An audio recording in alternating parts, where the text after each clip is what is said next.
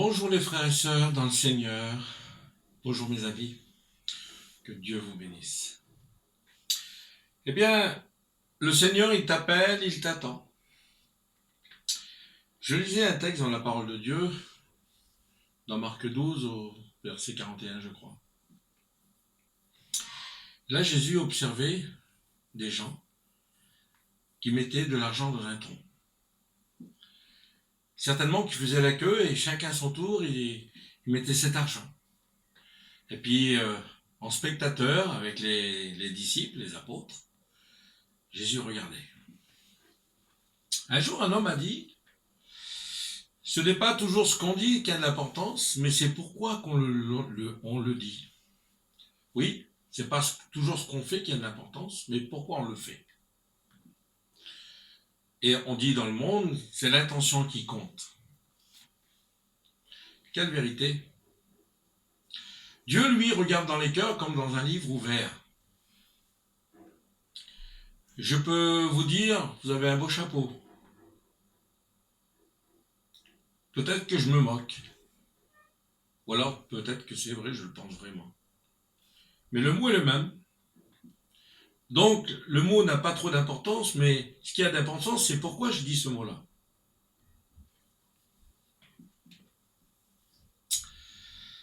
Il y a un texte dans la Bible qui dit que tous sont péchés, sont privés de la gloire de Dieu. Savez-vous que c'est un texte merveilleux? Alors vous allez dire, mais il est fou. C'est pas merveilleux puisque tous sont péchés. Eh bien, moi je vous dis que c'est merveilleux. Voulez-vous savoir pourquoi? Parce qu'il y a des gens dans ce monde ils ont une belle personnalité, ils sont bien habillés, ils sont polis, ils sont propres. Et apparemment, ils n'ont jamais fait le mal. Ils sont gentils, serviables. Puis il y a d'autres qui ont beaucoup de défauts. Et toi, tu fais peut-être partie de ceux qui ont plein de défauts.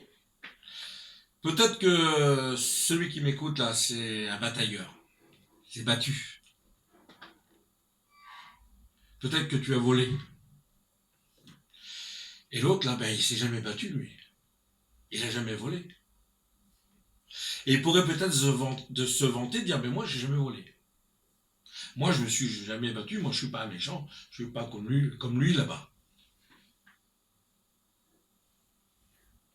Mais celui qui se vante de savoir jamais battu, est-ce que parfois il n'avait pas de la haine dans son cœur?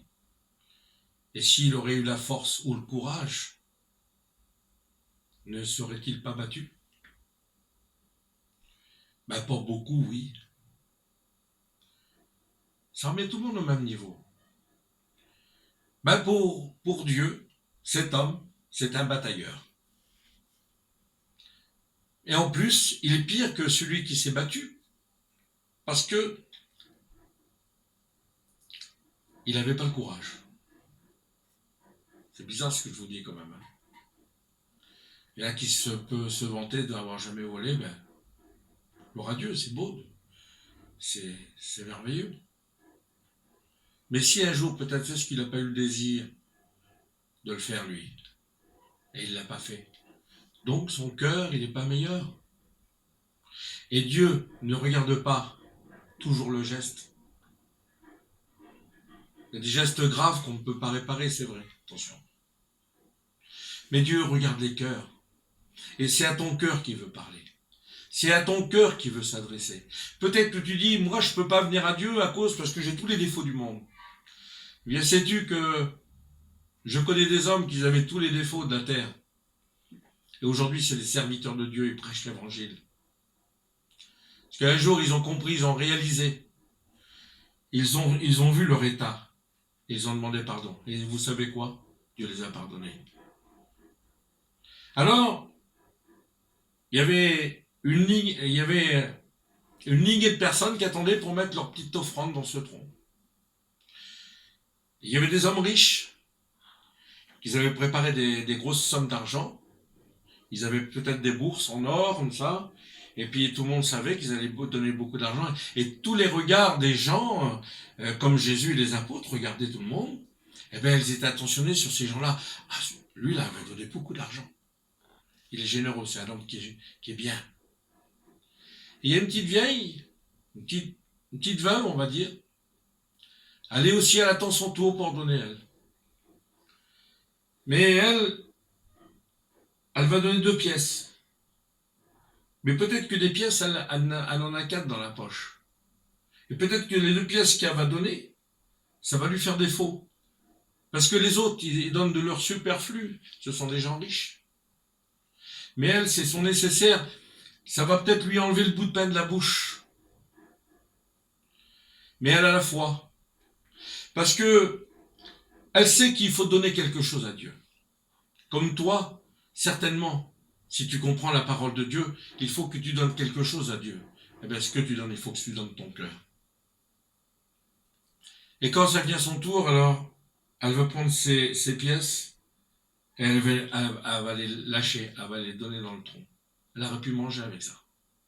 Et elle s'en va. Mais personne n'a remarqué. Personne n'a remarqué. Sauf un. Jésus l'a remarqué. Dieu l'a remarqué. Il s'est tourné vers les disciples et a dit, voyez, cette petite veuve, elle a donné beaucoup plus que les autres. Ce n'est pas l'acte qui compte. C'est pas ce que les gens voient qui compte. Ce qui compte, c'est l'intention du cœur. Alors tu dis, Seigneur, moi je suis rien. Moi, Seigneur, eh bien je peux te dire, viens Dieu, donne ton cœur et tu verras la joie. Alors il t'appelle, il t'attend. Tu es peut-être dans cette lignée de gens qui attendent pour donner quelque chose à Dieu. Eh bien, ça va être bientôt ton tour là. Bientôt ton tour. Eh bien, dans ce tronc, mets ton cœur et mets-le tout entier.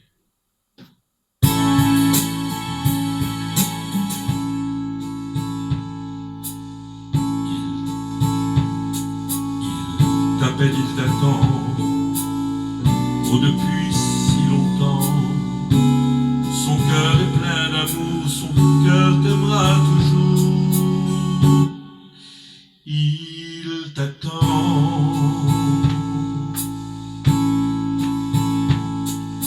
Avec lui, tu vivras, tu seras dans la joie.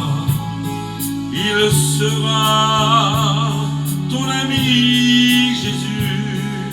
Oh, confie-lui la vie.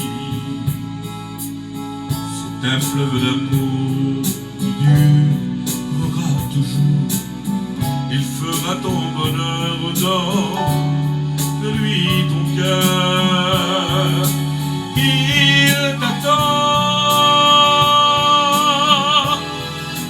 Il t'attend.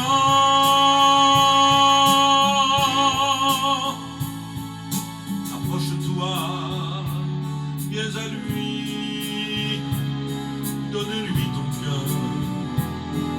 Aujourd'hui, il fera ton bonheur. Approche-toi, n'aie pas peur. C'est un fleuve d'amour qui durera toujours. Il fera ton bonheur, oh, donne-lui ton cœur. Il t'attend.